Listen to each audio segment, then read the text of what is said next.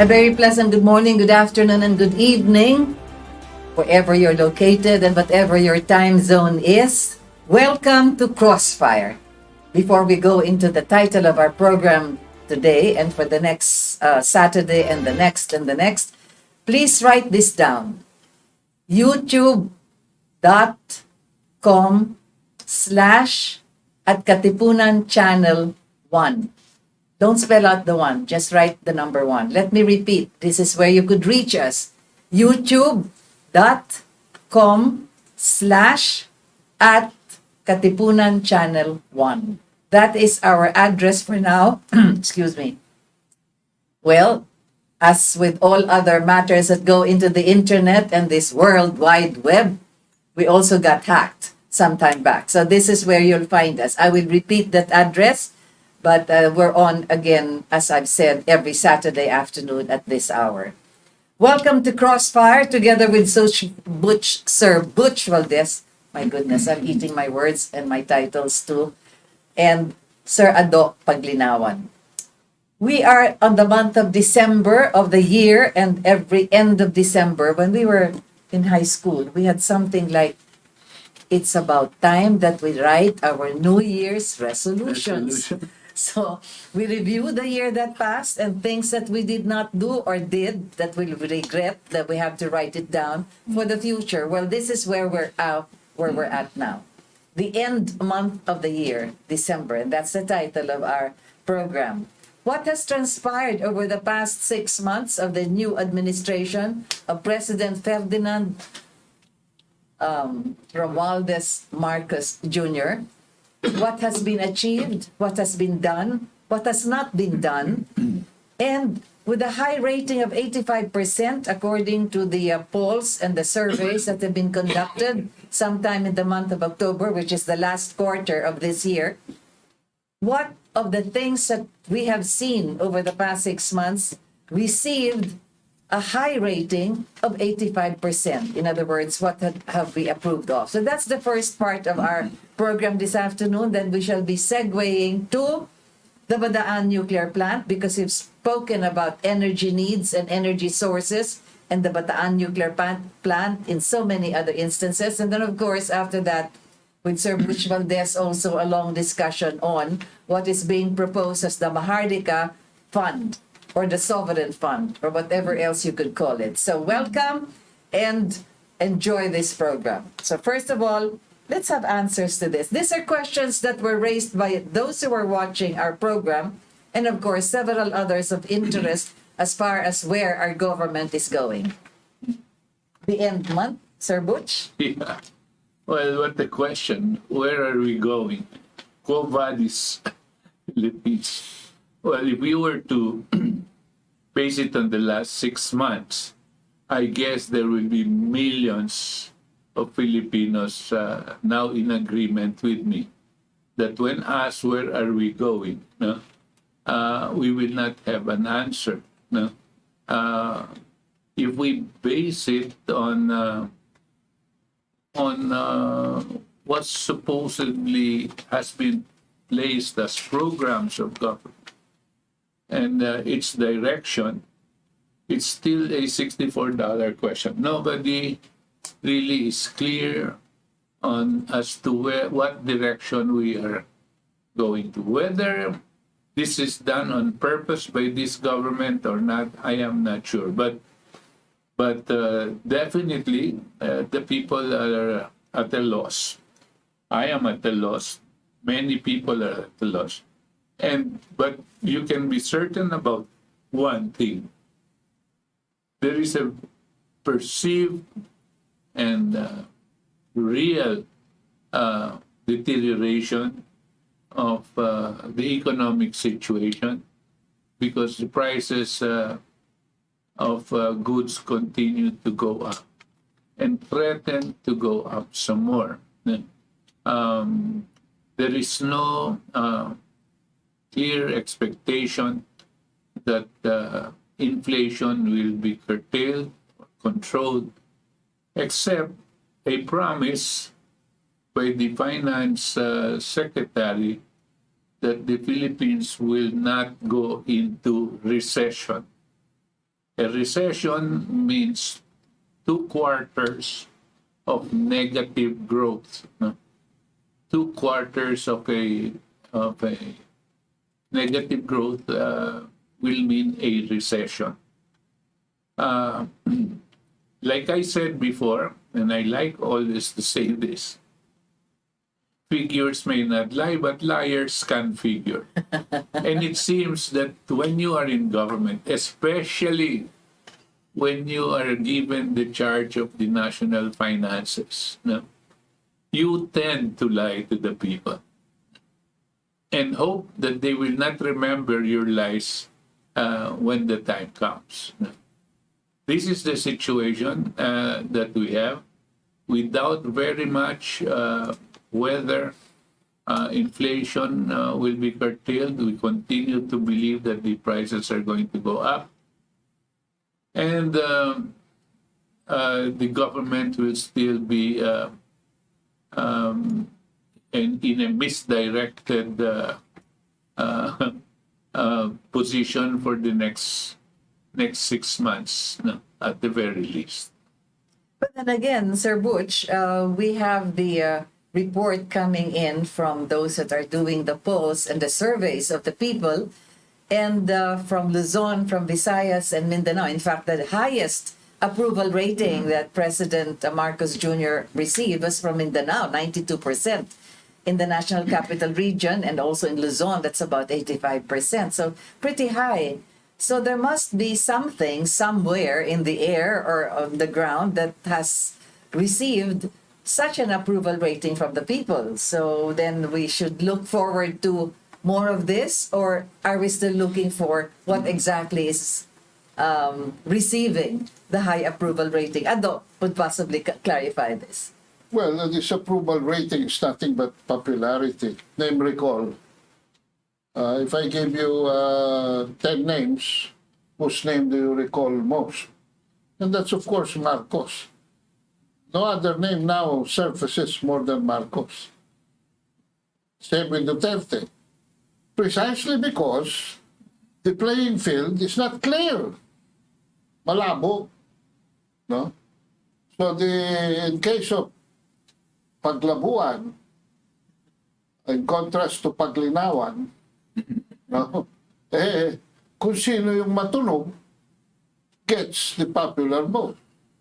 But this is not against any goals, because there has been no goals. This is not against any roadmaps, because the roadmaps are confused. And this is not definitely against any policy, because up to now, what is getting an overhand are the policies involving the testosterone of General Faustino and his armed forces modernization and the American propaganda, that they have had an upper hand over the foreign policy of this country, because of the public relations campaign being conducted by our very own ambassador to the United States, Valdes, who seems to be making something out of it. I'm not saying money, making something out of it, maybe self-gratification, maybe professional compensation. No?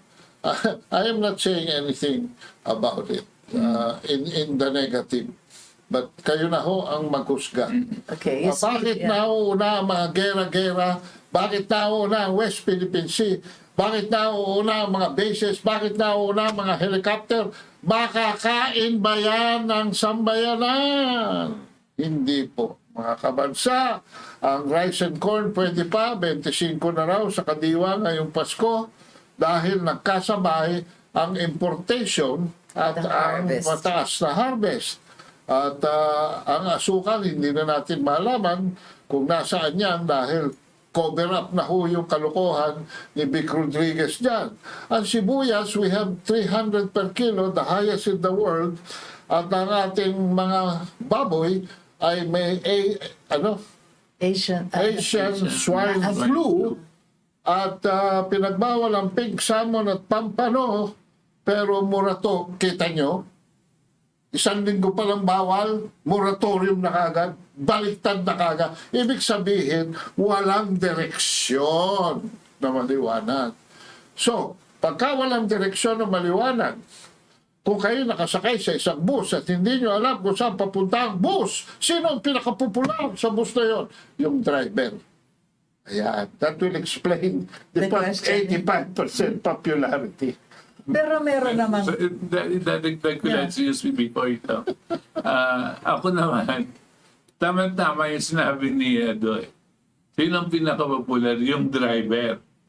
Kasi lahat ng tao, ng kusinero, nakatingin doon sa driver.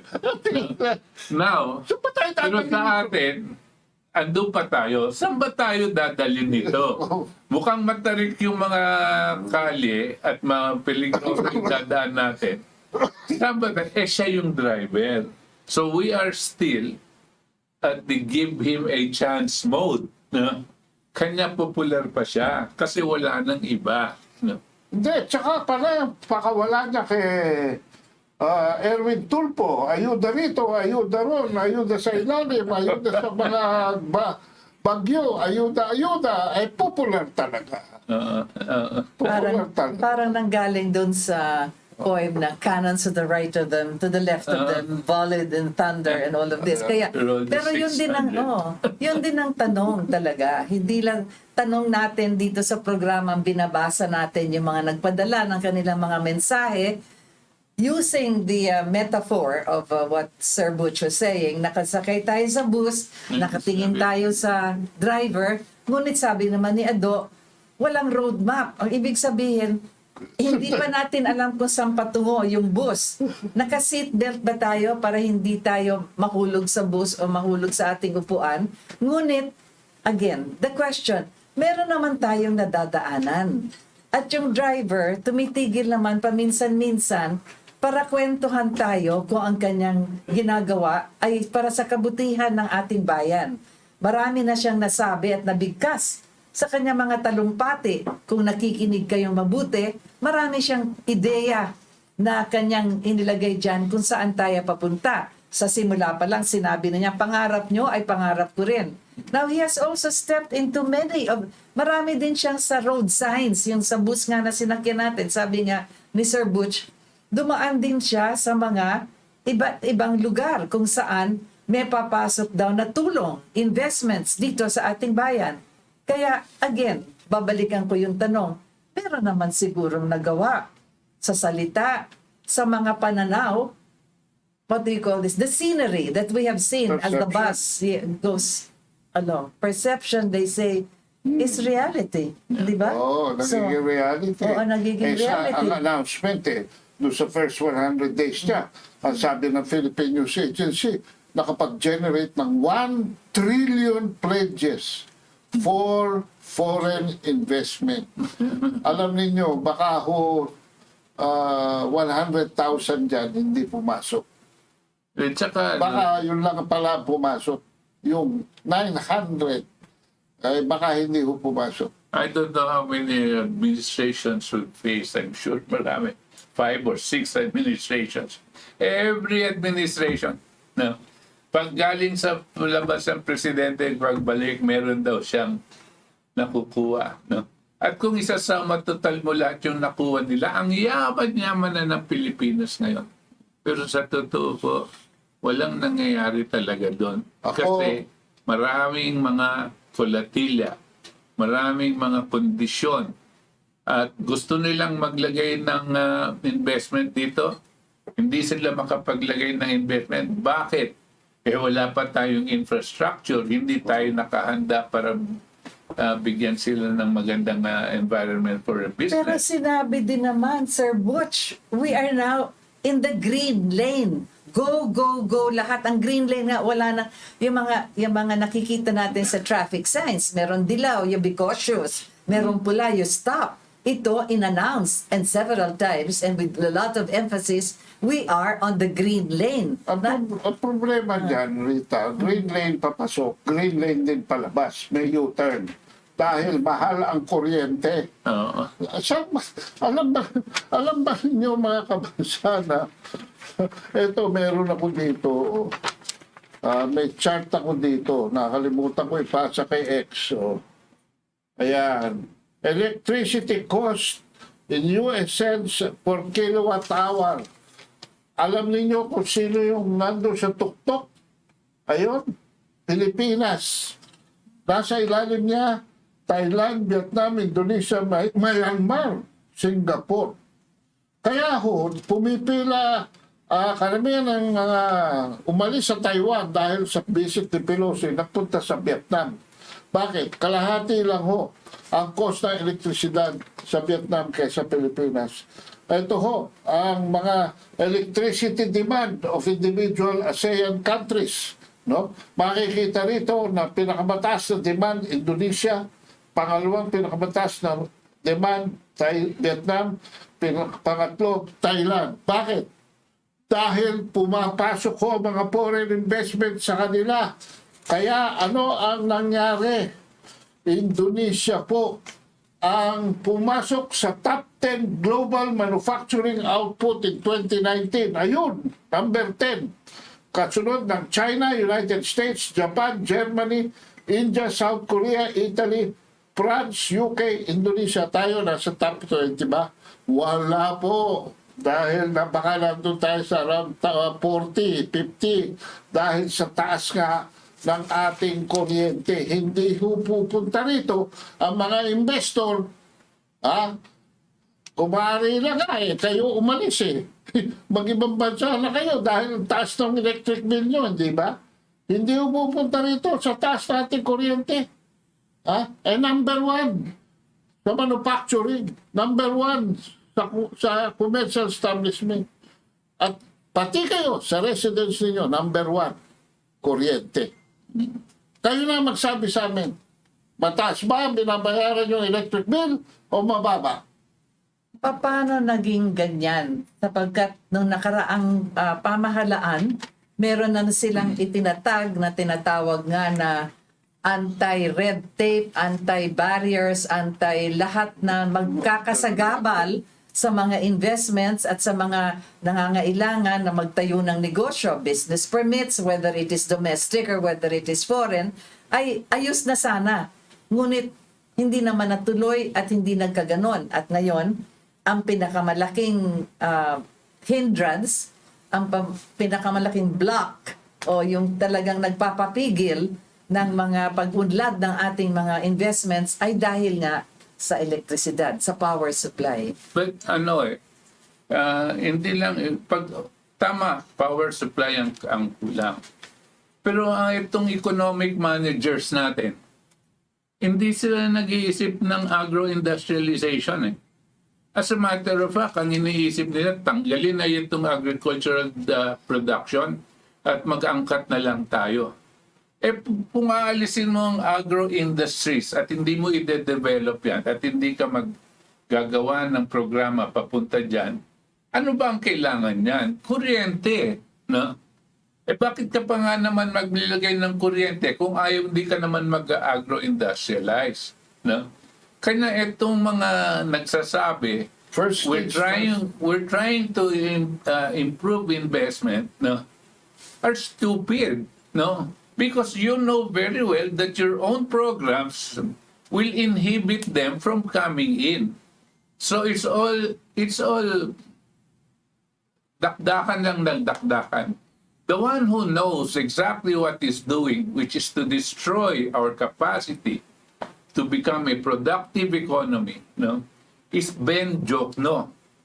He does not want a producer economy. He wants a service economy. Kanya walang papasok na investors dito that will produce. The only investors that are going to come in here are those that are going to go into power generation and water business. Why? Because these are protected by the EPIRA law. Pag pumasok ka dyan, mag-distribute ka ng kuryente, mag-generate ka ng power, sigurado at maski anong presyong isampa mo, protektado ka ng ating batas. So, yun lang ang gusto nila. Pero sabi mo, you come to the Philippines to produce agro-industrial products, hindi sila papasok dyan. Ang gusto nila ito. Kasi lahat ng kumikita ngayon sa kuryente, Meralco, Aboitiz, sino pa ba yan? Ramon Ang, Ayala, lahat yung mga oligarkong yan, ang tataas ng kinikita, maybe 300% rate of return on investment yung mga yan. Bigyan natin ng konting figures. During the 2021 financial year, Aboitiz Power Corporation had a revenue 22% over 2020. Umangat pa. Approximately 135 billion pesos. 24 billion pesos more than the previous year. In 2021, Meralco generated total electricity sales of about 309 billion pesos, for which in the first half of 2022, nagneto siya ng 13.1 billion at ang Aboitiz 10 billion in profits, habang kayo ay iniipit ninyo yung budget nyo para makabayad lang sa elektrisidad. Sila pumapagagpag sa milyones sa kanilang kita. Paano mangyari yan? Hindi ba dapat sama-sama tayo? Walang mahirap, walang mayaman. Bakit? Mukhang barkada lang yung Tsaka yung mga figures na yan, I bet, no? Understated yan. Doktorado yan. Understated pa ito. Doktorado yan. Binabapa nila. These are ERC figures. Kasi yung totoong kinikita niyan, mga skandaloso na ang laki, no, ng mga kinikita niya. And just to emphasize those figures, they're actually making money on the public utilities that are for the people and should be undertaken by the government itself. 36 years ago or 56 years ago, all of these that we're discussing now, water and electricity and several others of these public utilities that the people, the basic needs, were handled by the government. It But belonged to the people. Yes, exactly. And the earnings went back to the people. But now, with all the figures, 135 billion, 309 billion, are the earnings of those people handling the utilities that ought to be taken care of by the government for us. Yeah. That just summarizes it as clearly as possible. So when we ask the question, what has been done, hindi lang sa end month ngayon, ngunit for the past so many, 36 years or so, 30 years since that EPIRA law was made into law, yan na ang nangyayari sa atin. Oh, so How now- much further can we emphasize it other than was that? an abdication Yeah. of the role of government to protect the people. No, the government abdicated. When I say government, the leaders in government. So what did they do? They made a public-private partnership. Yung mga political leaders at ang mga oligarko nagkamayan at sabi, hawakan natin ang kuryente, ha? At bibigyan mo kami ng pahintulot na gawin natin batas ito na hindi na makikialam ang publiko kung gaano kataas natin ilataas yan. Ganyan ang nangyari. That's why the oligarchy and the political leadership, not just one, not just Ramos, not just Cory, not just Gloria, all succeeding political leadership, no, went into this partnership with the oligarchy, no, Including Duterte. against the people. Yes, including Duterte. Kasi si Kusi, bata rin ni Aboitiz yung kanyang energy sector. Meron ba kayong sensational reform na narinig in the 6 years of Duterte about the energy sector? On how the people can have its hands back on this Sinabi ni Rita 36 years ago. What was the reality 36 years ago? Ito ang report ng the late Jeronimo Velasco, Marcos Sr.'s Ministry for Energy. When I started with the Philippine National Oil Corporation, the Philippines was 96% dependent on oil, while the rest was basically hydro. 96% on imported oil, 4% lang sa hydro. By 1986, the national program not only succeeded in providing electricity to all provinces, we had reduced oil importation by 46%. Nangalahati lamang sa 50% energy independence.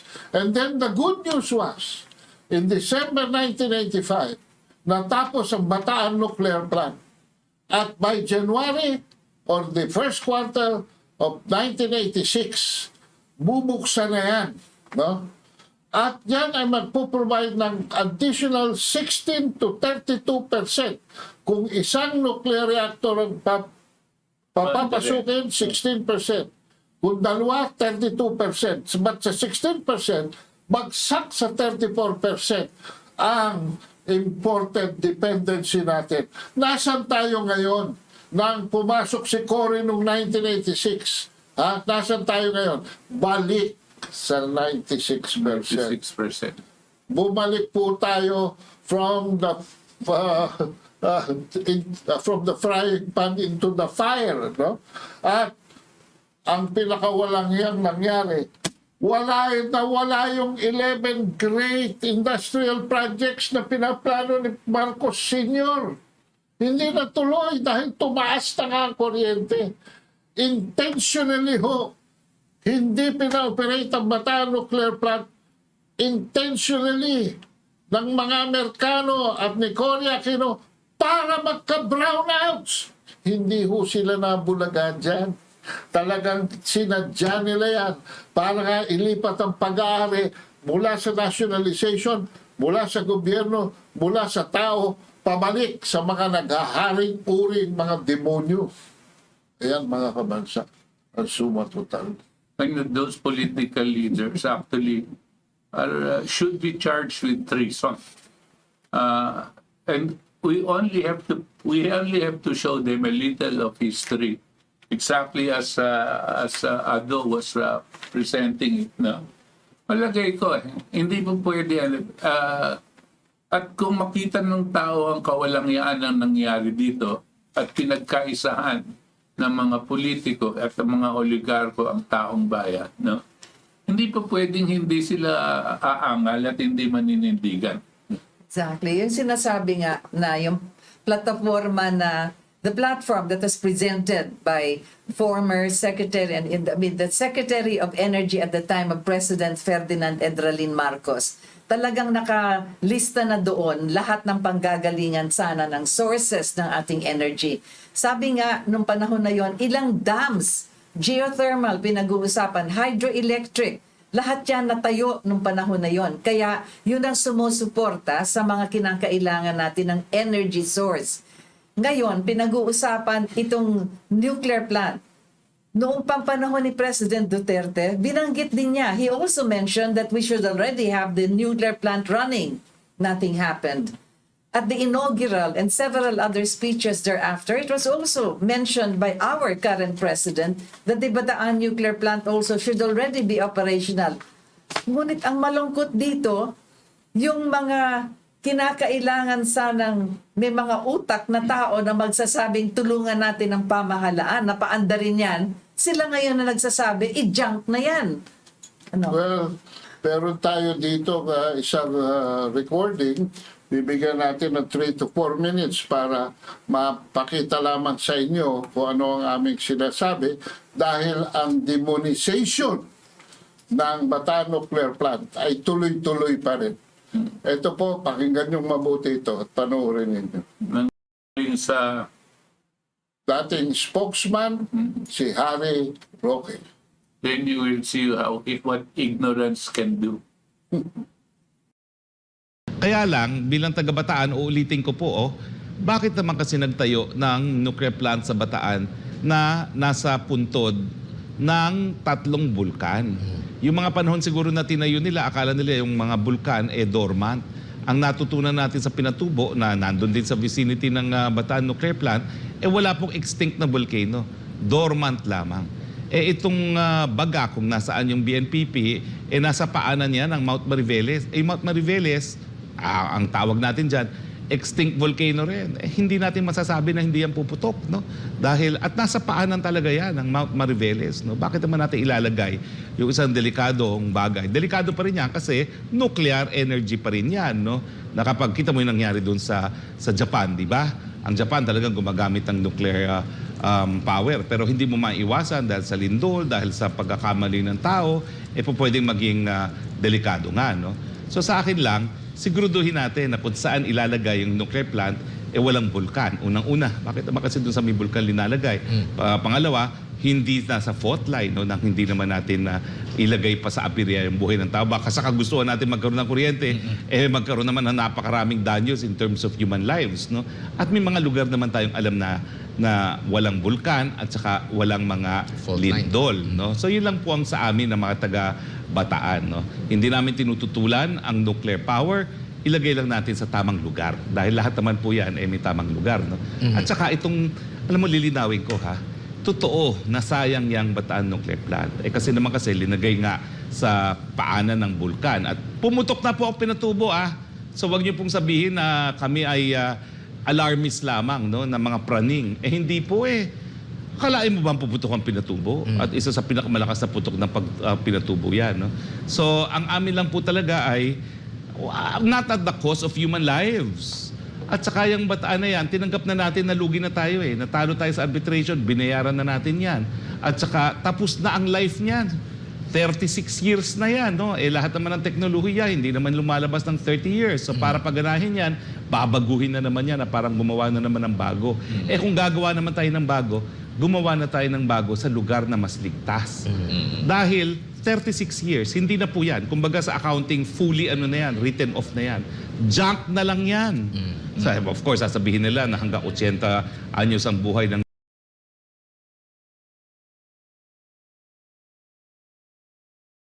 Friend Harry Roque is way out of his league here, no? He should confine himself to lawyering for politicians. Unang-una, Bataan Nuclear Plant is not at the foot of Mount Mariveles that erupted 4,072 years ago.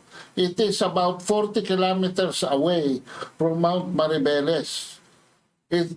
Medyo lampas lang siya sa foot of Mount natin, which last erupted 10,000 years ago. Meron ba dito pinanganak ng ganong katanda?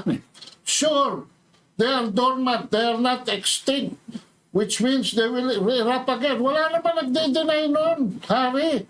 Wala nagsasabi na extinct yan. Yung mga volcano na yan. Sabi mo nga pumutok ang Mount Pinatubo. Pero sinasabi ninyo mga doomsayers, have already been debunked as ridiculous.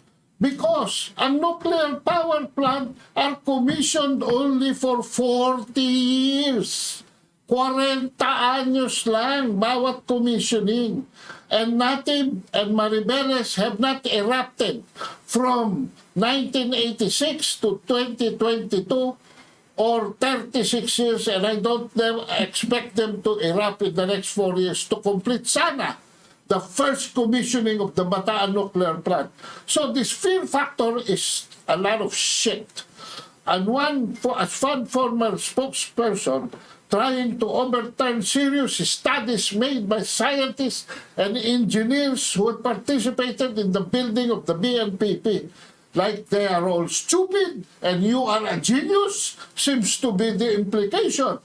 Well, yung comparison mo sa Chernobyl in Ukraine and Fukushima in Japan is non sequitur. Chernobyl is not a project cleared with the International Atomic Energy Agency. Colorum po yung plant na yan. And it was being rushed by the Russians. Cause of the accident was faulty design.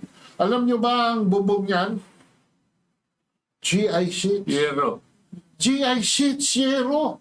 Sa kayo nakakita ng nuclear plant na yero ang bubong yan. Harry is so yesterday But despite the 1986 accident, no? Chernobyl had begun operations until it was decommissioned recently by the Russian forces because of the war in Ukraine and but taken off the grid. Dahil nga delikado, may gera. Pero, yung BNPP mo, bold, yung Chernobyl nag-operate.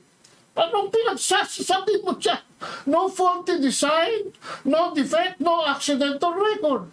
The Fukushima accident was not caused by anything inside the plant, but by a 15-meter tsunami that disabled the power supply and cooling of 3 Fukushima Daiichi reactors, causing a nuclear accident beginning on the 11th of March 2011.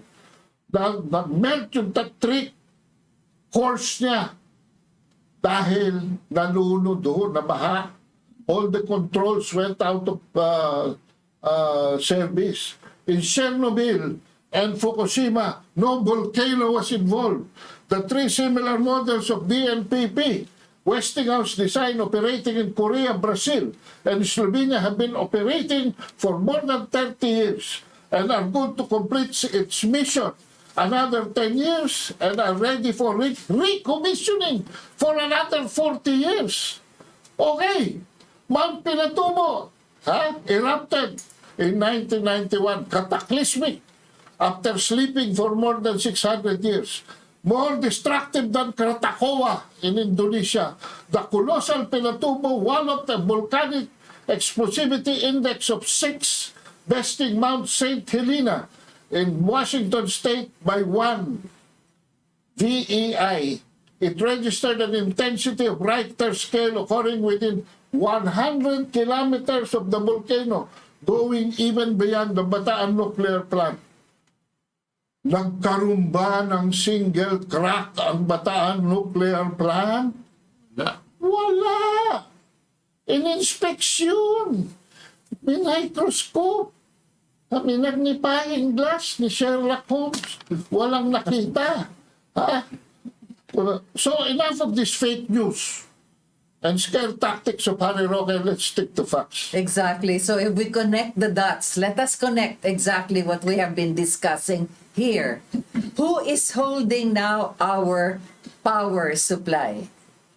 Now, if the Bataan nuclear plant were to operate, what is going to happen to those who are now holding our energy sources, our power supply? Yan ang connect the dots. If you listen to him, and after the explanation, hindi na kailangan ng explanation because you could read this scientifically, technologically, and the entire background of all of these nuclear plants, not only here, Bulgaria, etc., and all of this, you will find out exactly where the line of Harry Roque is going. Connect the dots. Bakit niya ngayon ayaw at gustong wag paandarin ang nuclear plant na yan na maghahati ng ating price, ng source natin ng energy at ng ating pagbinabayaran para hindi na bilyon-bilyon ang kinikita ng mga humahawak niyan.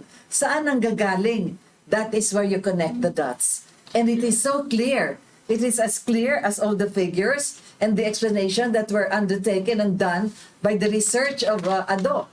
But exactly that is what we are presenting to you now. Tingnan ninyong mabuti. You don't need a college degree to understand or to connect the dots. Yung larungang yun na maliit tayo Dots lang yan Kino-connect mo lang Kaya yung mga oligarko, ayaw nila yung nuclear. Unang-una dahil mura yan. Tinawag yan ni Roque na junk. Huwag na raw buhayin ang patay. Ano ang junk? Sino ang patay?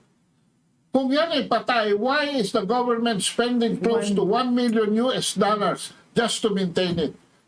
Alam nyo ba yung control room dyan at saka yung mga special facilities niyan? Naka 24/7 air conditioning?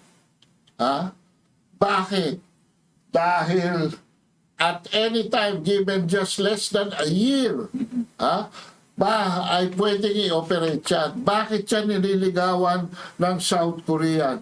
In fact, I think there is a group now that is offering magpapasok kami ng 1 billion, Right. ha? At kami nang bahala dyan, ibibigay na lang namin yung share ng gobyerno. Right. Bakit nila iniisip yan? Laki ng kita. Dahil 620 megawatts po, pag nag-operate yung second reactor, another 620, may third cooler, pwede mag-build ng third reactor doon, 2 gigawatts na po yan. Alam niyo ba kung gaano kalakas ang 2 gigawatts? Ha? 2 gigawatts ang capacity. Samantalang yung mga maliliit na sinasabi niya, tagti 300 to 500 megawatts lang yun. Eh ito, in place. Bakit? Because in less than a year, 6 months to 12 years in fact, ang estimate ng mga South Korean, break even na sila. 6 months to 12 months. 6 months to 12 months. Break months to a even year. na sila. At dahan-dahan ang mababayaran yung cost ng Bataan Nuclear Construction sa 2.3 at yung interest na 1.7 sa IMF, totaling 4 billion po ang cost niyan, and about 180 million per year lost in oil import costs. Dahil bumalik sa petroleum based ang ating nuclear energy sector. Ang ating energy sector. Alam niyo po, yung mga nagsasalitang yan, katulad ni Harry, no? Ang medyo nakaka-disappoint po yan, especially coming from a guy like Harry Roque, na he just mouths this. That's why medyo nakakahinala na ginagawa niya to dahil hindi naman alam niya hindi totoo yung sinasabi niya. No? Alam niya nang bobola lang siya. No? Baka naman merong nagpapagasolina sa kanya para sabihin ito. Kanina, Tanungin na natin, total crossfire to. Oh, sige. Hari, sino ang kliyente mo dyan? Who is retaining you? Lawyer ka, di ba? Who is retaining you? Sagutin mo kami.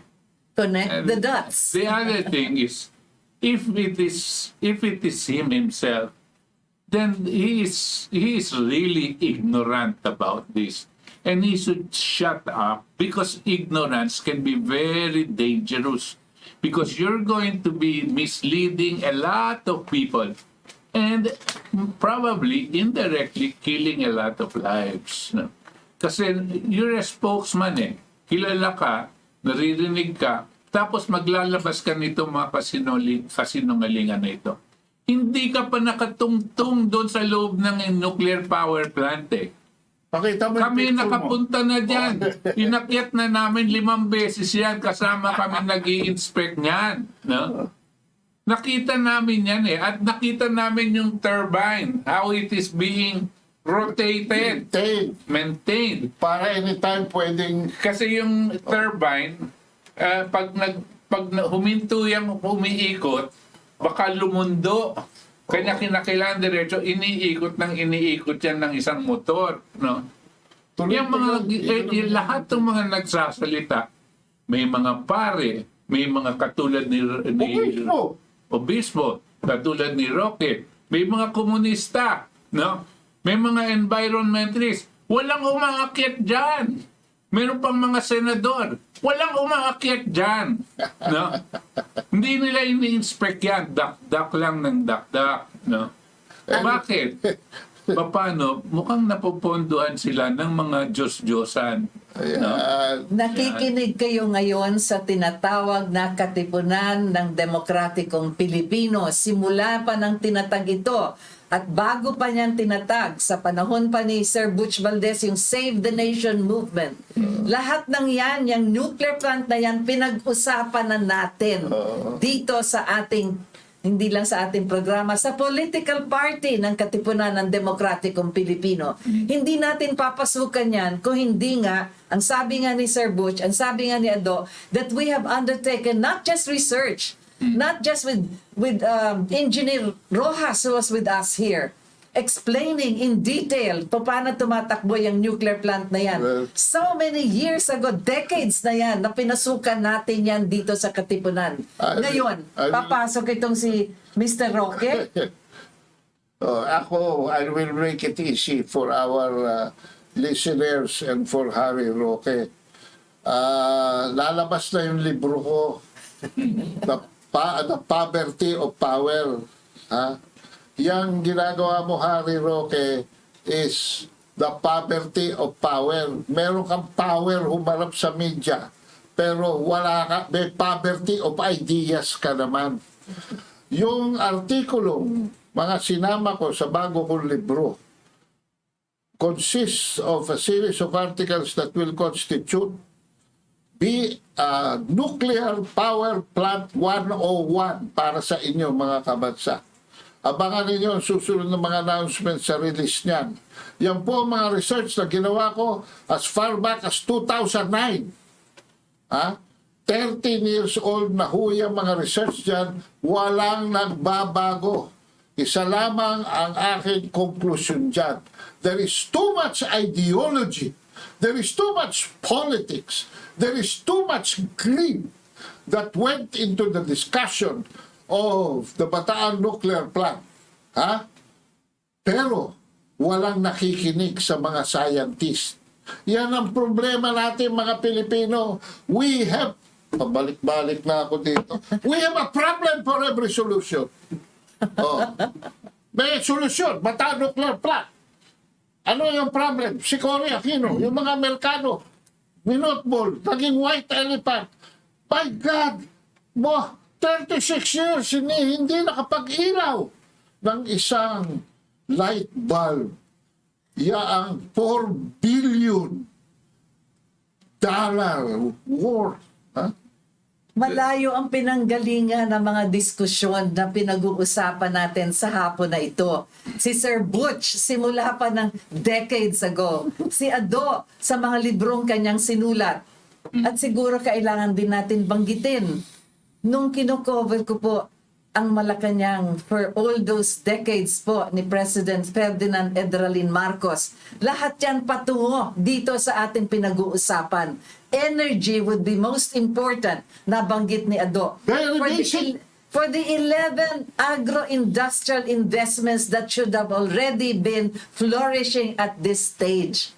Kaya yan po ang ating kailangan balik-balikan. 11 agro-industrial projects. Meron pong nasimulan na, pero natigil nga noong 1986. How many lives have we destroyed by not starting the Bataan nuclear power plant? How many lives? We're talking of speculation, puputok yung bulkan. Wala yan eh. Pero ilan milyon, sa palagay ko, milyon na, ang namatay dahil hindi natin inumpisahan yan. Bakit natin sinasabi to? Tingnan nyo yung South Korea. Kasabay lang natin yan. Yung South Korea, 23 nuclear power plants na sila ngayon. Tayo, yung una natin, na nauna pa sa South Korea, hindi natin pinaandar. Sila umunlad.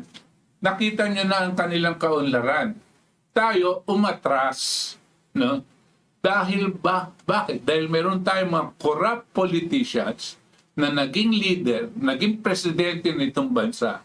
At meron mga oligarko na kinonsyaba nila para maging oligarchic government ang may hawak sa atin. Dito natin masusubukan, Butch, ang determinasyon ni President Bongbong Marcos Jr. Dahil bago pa man pag-usapan ng Bataan Nuclear Plant, kailangang i-abolish ang IPIRA law. Because under the IPIRA law, alam nyo ba ang ginawa ng mga naghaharing uri, kakuntsaba, mga traidor sa ating gobyerno? Pinagbawal ang gobyerno na sumali sa energy sector. Paano na papasok ang gobyerno ngayon sa Bataan Nuclear Plant? Bawal according to the batas na naging butas, hindi na yung batas. Yung gobyerno natin, napakagago. Gumawa ng batas para pigilin ng sarili niya makatulong sa taong bayan. What kind of government do you have? No? Sakit na ulo ko. They will make a law to prevent themselves from helping its own people. That's really stupid. And that is a PIRA law. Ngayon, eto na. Hindi ako nag-question ito. Ang nag-question ito, President Marcos Jr., ay si Ramon Ang ng San Miguel Corporation para kayong sinampal sa muka dahil sinabi niya na ang inyong Energy Regulatory Commission should not play favorites in the power sector. Ha? Bakit niya sinabi yon? Dahil ang Energy Regulatory Commission po ninyo ay ang chairwoman ay si Mona Lisa de Malanta, isa sa 3 former executives ng Aboitiz ng inyong best friend na si Sabin, chaired by Presidential Sabin Aboitiz, another oligarch, and the 2 other Aboitiz power executives are the very energy Secretary Popo Lutilla and Power Sector Assets Liability Management Corporation PISAM President Dennis Edward Lacerda. Sabihin mo sa akin, Butch, mangumpisal ka sa akin ngayon. I might forgive you. Saan pupunta ang ipira, no? Kung aboyti sa mga taong nandiyan? Mawawala ba yan? Babalik ba tayo sa nationalization? Itong mga... Hindi ko na malaman kung anong adjective na rito. Pero ang sinasabi mo dyan... buitre ang nakabantay sa kaban ng bayan. Tama, 3 buitre. Diyan sa kabinete, sa office of the president. No? Pero meron pa rin mga tao, ang mga oligarko sa Senado. At marami pa rin sa Kongreso. At hindi lang yan sa kabinete. Andiyan pa sa Department of Finance. Yan si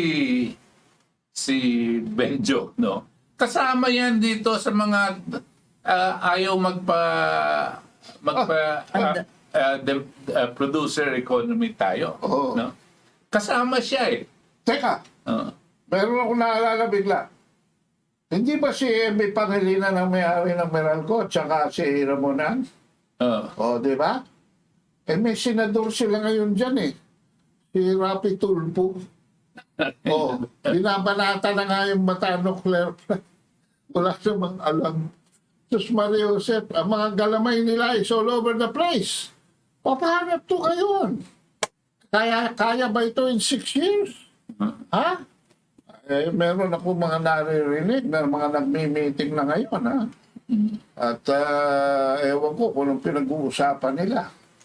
Dahil mukhang may mga nagsasabi na hindi kaya ito ng nanunungkulan sa Malacanang ngayon. Ay nako, balikan natin yung ating sinasabing nakasakay tayo sa bus o kung ano mang klaseng vehicle yan, and we are just relying on the driver who, according to ADO, still does not have a roadmap. Kaya lahat itong pinag-uusapan ngayon is the end month. Katapusan ng taon, katapusan ng 6 na buwan. Ngunit, sabi nga nung iba, it is too early to be critical of what has happened, but it is not too early to be critical of what our future would look like in a situation that we are experiencing today. That's exactly why at the end month, we not only try to review what has been done over the first 6 months as indicative of where we are possibly going. Nais natin hawakan yung sinasabing ang ating panaginip ay panaginip din ng driver. At ang ating paniwala ay gising yung driver. Sapagkat ang panaginip, kung pag-aaralan na scientifically based, yung mga REM na yan na kailangan talagang completely humihilig ka para yung panaginip mo ay mabuo, ay sana naman hindi lang basta panaginip, but the reality on the ground, and the ground is where we are actually located today. Ito ang end month, ito ang Crossfire. Wala tayong kinikriticize dito na tao o sino man except those that are being named as responsible for what? Our basic needs. Basic, fundamental, na sana ibibigay ito sa pamamalakad ng ating pamahalaan. Yan po ang ditong pinag-uusapan natin sa end month ng Crossfire. At sana yung ating mga tagapakinig. Tingnan natin kung ano mga sinasabi nila. Dahil baka sabihin naman nila, opinion lang natin ang ating sinusubaybayan dito.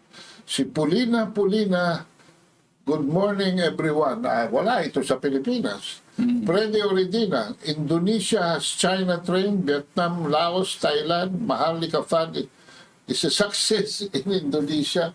If handled by Patriot Pinoy's BNPP and Korea plant is the same. Jesse De Los Santos Lujan, good morning po. Wala rin to rito. Mary Arellano Collado, grabe taas po sir ang bill ng kuryente. Paano kami makabayad, kaming mahihirap? Rupina De Los Santos watching from Israel. God bless po. Bayet Diaz, my goodness, Rocky. Lumindol na po na napakalakas ng panahon ni Coricong at apektado ang Bataan. Pero lahat ng yan na hindi naapektuhan, huwag kang magpakatanga. Ha? Pasok na tayo.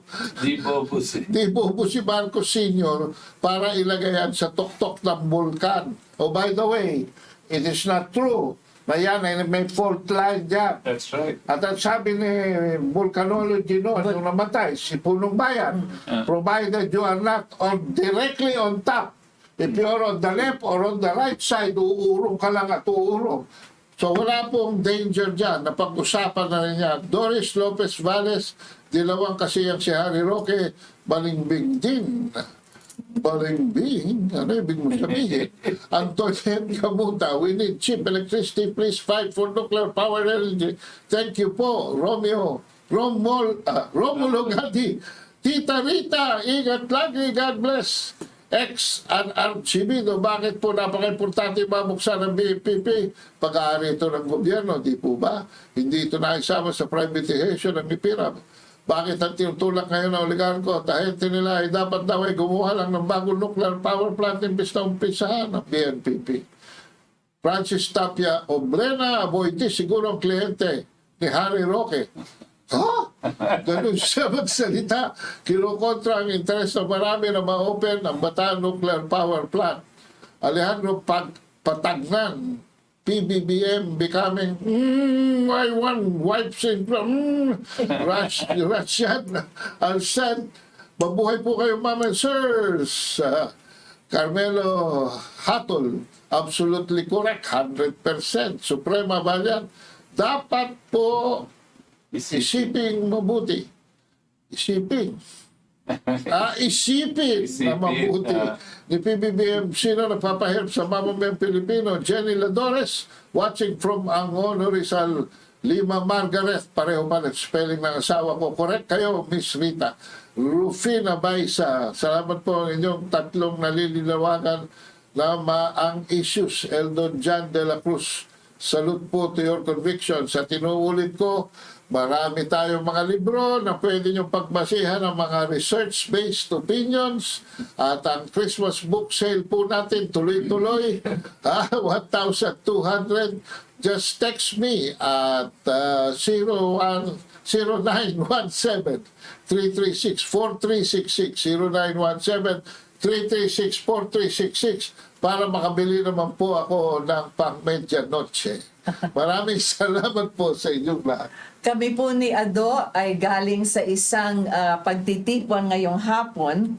Ito po yung isang libro na kanilang nilabas, sinulat ni Norma de Gracia Atienza, Kaluban.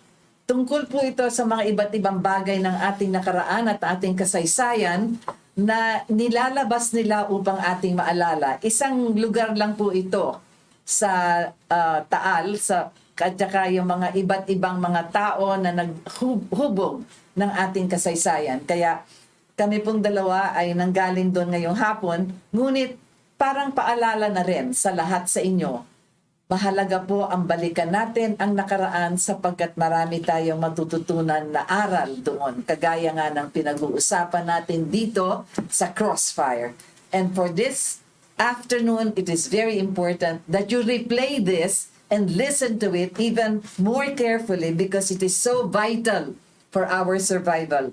Ito po yung ating address sa kasalukuyan, youtube.com/@Katipunan Channel 1. Yung 1 po ay talagang number 1 lang. Yan po yung atin address sa kasalukuyan Sa YouTube. sa YouTube. Na-hack po tayo, ngunit babalik din tayo after a couple of days or weeks. Pero nasa Facebook pa rin Nasa tayo. Facebook pa rin tayo, kaya doon nyo po mapapanood ito. At ikalat po ninyo ang ating pinag-uusapan. Ado Paglinawan, ilang libro na nasulat niya, ganon din po kagaya ni Sir Butch. Ako po sa pagsasalita lamang at sana sa darating ay meron din tayong malalabas sa mga aklat. Thank you very much for having joined us with Ado Paglinawan. Bakit ba ang hirap bigkasin ng Paglinawan? Sapagkat sabi nga niya, dumidilim na eh. So, mahalaga talaga na tayo ay lumiwanag lahat. So, Sir Ado Paglinawan, Sir Butch Valdes, this is Rita Gadi, and we are all with Crossfire.